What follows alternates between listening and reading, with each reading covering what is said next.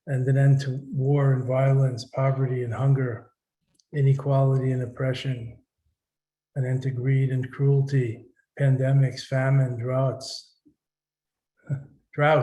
earthquakes, all kinds of natural disasters.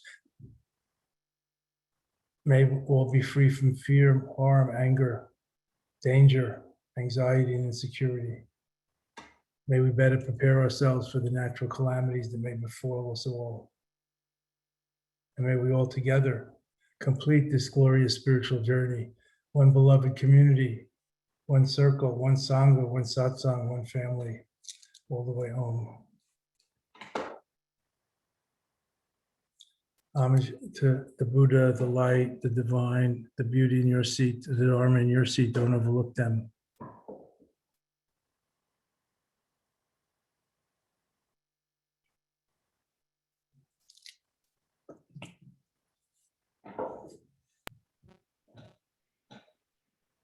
So, dear Lama, Daryl has a question.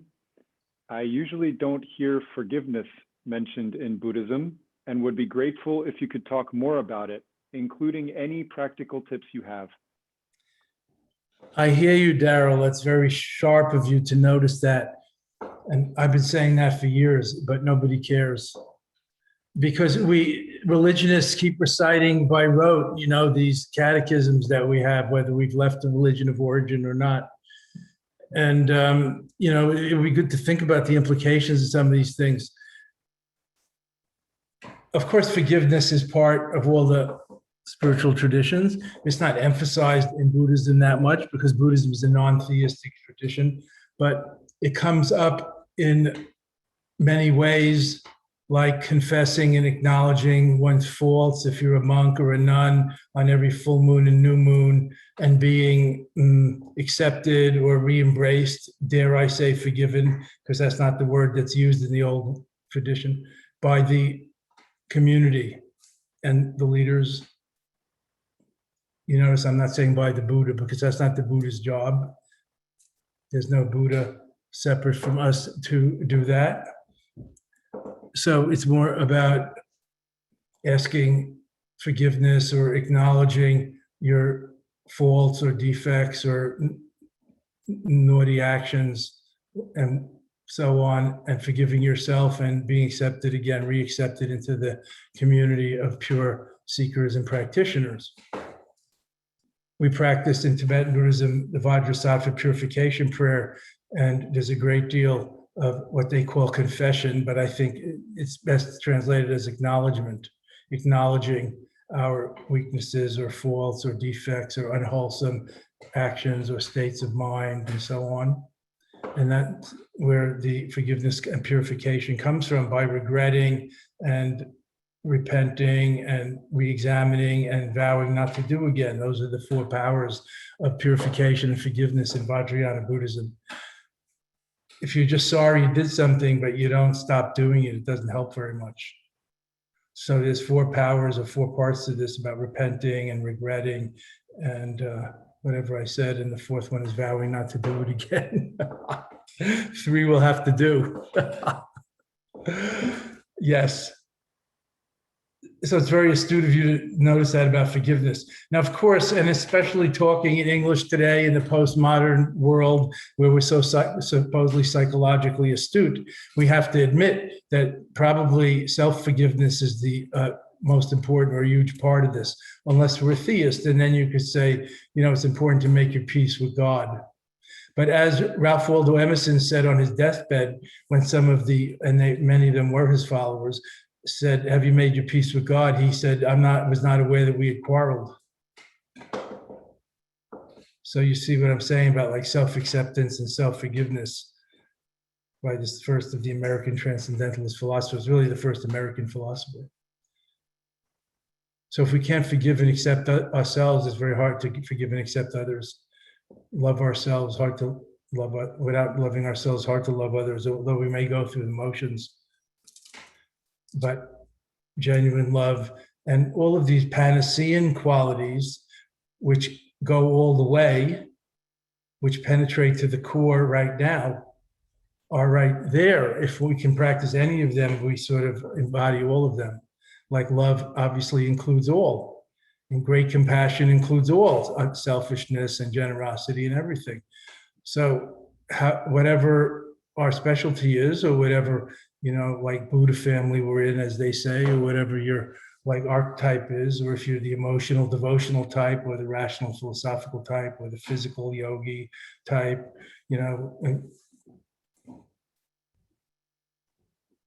they're all like the spokes of the wheel that are connected to the same hub. And the main thing is the axle or the axis in the center of the hub. So each of the paramitas or transformative practice or cardinal virtues in Buddhism is Panacean in that sense, and leads beyond duality, leads selfishness, and so on. So forgiveness and acceptance and self-compassion is a great way, a great practice.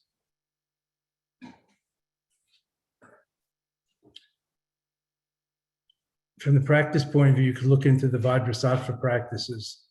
And don't be confused when it says confession. Think acknowledgement, which is the antidote to denial. And has a healing and therapeutic, wisening power. A lightening and leavening power. Ben, do we have any other questions that have come to you in Berlin? Yes. Phil asks, is it okay to chant when doing things around the house, or do you need to be in a meditative state? You can chant in any state of the United States. In other countries, I don't know. Yes, even in your own house. I've heard it said that the house is a temple and the family is a sangha, but maybe that's up to you. I've heard it said, it's even written in the Hindu scriptures and Tantric Buddhist scriptures, the body is the temple, and your best self is the god or goddess that inhabits it, or enlivens it. So of course, chanting around the house is great. I even chant in the shower. I used to sing in the shower. So I sing in the shower, I chant in the shower. I'm not going to advocate dancing in the shower, especially you gray hairs, but you know what I'm saying. You can dance in the house. You don't have to wait till you go to whatever it is, dance hall, nightclub. So yes, chanting in the house is good if if it's harmonious with whoever else is in the house, if you know what I'm saying.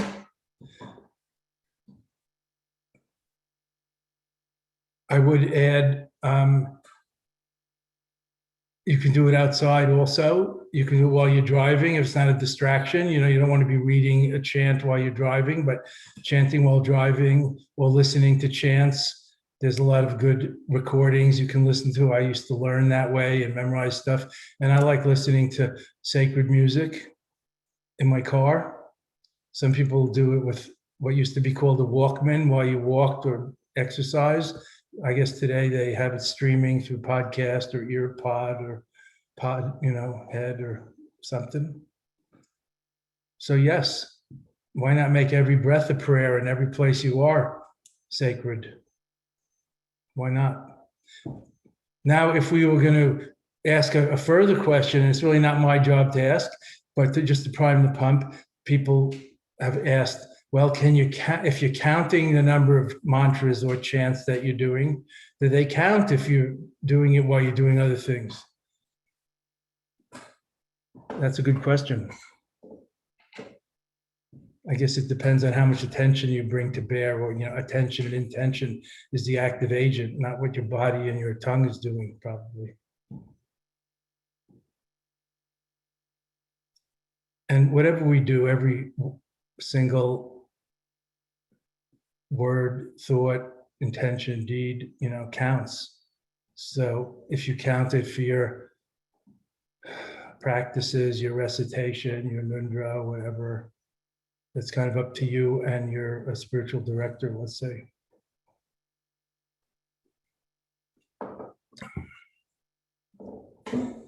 Questions? So I hope you'll join us in our day long that's coming up in June, which, needless to say, I can't remember when it is. June 5th. Yes, thank you. June 5th. right here in Berlin. Join us. It's a great place to be. It's the perfect place. And June 5th will be the perfect time. I know it's not now, but it's like now 2.0 will be the perfect now then. So please join us June 5th for that day-long retreat. Are there any other questions? Anybody? Yes. Laura asks, can you speak about what is meant by the wish-fulfilling jewel? Are you referring to what I said, that the blue jewel that the Buddha of love and compassion holds in her hands? Is that's what I was referring to specifically? Yes. Maybe other, worlds of connotation about such a phrase, but the notion of this is that the sky-like heart and mind are all-embracing bodhicitta aspiration and actualization of universal enlightenment is wish-fulfilling, aspiration completing, obstacle clearing, path opening. It's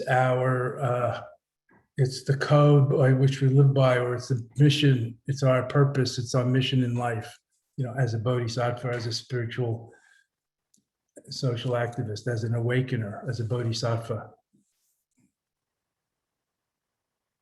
So it's not necessarily like a blue gem stone like lapis lazuli or turquoise, but it's more of a luminous, like, again, blue, like the sky is the idea. So it's, boundless and infinite and, small enough to fit into any mind moment also. It's beyond size. And it's, if we are seekers on the path, then it is the fulfillment or the arriving. It's fulfilling that wish of what we're seeking for. Let's call it fulfillment. But at the deepest level, like enlightenment, contentment, one with God, universal peace. Of course, happiness and joy and, human qualities included.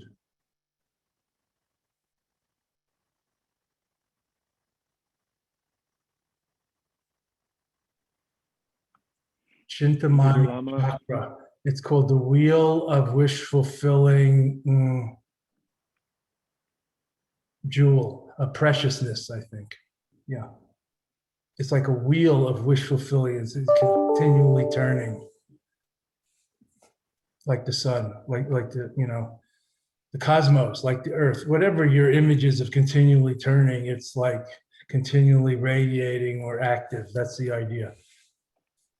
And constantly replenishing itself. It's like the perpetual motion machine that doesn't exist except in theory. The bodhicitta, like chlorophyll plant-based plants reach for the sun, the bodhicitta reaches instinctively, naturally, continuously for the light, whatever that means. The light of awakefulness, the clear light of truth and reality, and etc. Thank you. That's a good question. And you can look into these things. Buddhist iconography is a way of transmitting this lore and law, Dharma law from ancient times before there were printing presses or universal literacy. It was embodied in sacred art and sacred ritual and sacred music and sacred dance and things like that, like the mandalas and other sacred symbols. So thank you all. Thank you, dear Lama. Nice to be together in the heart chakra today. And happy day. Just as a reminder, everyone, we have another Ask the Lama session where it's just about being with the Lama and having him answer all your questions. That's going to be on Wednesday, May 26th at 7:30 p.m. Eastern Standard Time. And again, the one-day live virtual retreat on Saturday, June 5th, 9 a.m. to 4 p.m. We continue to offer this meditation town hall every Sunday freely. If you appreciate it, please consider donating to the Dzogchen Center or becoming a member. Thank you all so much. Thank you once again, dear Lama, and have a wonderful rest of your Sunday, everybody. Thanks to one and all.